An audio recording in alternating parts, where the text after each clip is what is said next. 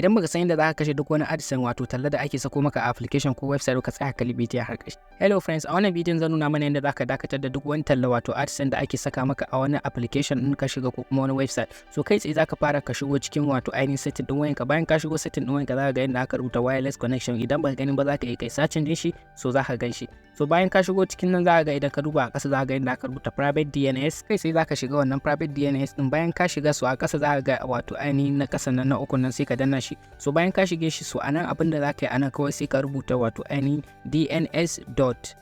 Za ka rubuta DNS dot sai ka rubuta wato ainihin adguard.com. So abin da za ka rubuta kenan kamar yadda kuke gani gashi nan na rubuta. So da zaran ka rubuta wannan kalman ka rubuta ta a wajen nan so kai tsaye sai ka danna wajen save din nan. So da zaran ka danna save automatically duk wani wato ainihin application da ake saka maka wani dan talla wanda za ku ganshi dan short din talla wato AdSense, so zai automatically zai dakatar da shi, ba za a ƙara nuna maka wannan tallan a cikin application din ba. Wannan hanya ne kadai za ka bi wajen dakatar da duk wani talla da ake saka maka a duk wani application din da ka shiga. So kar ku manta da like da share da kuma follow. Nagode.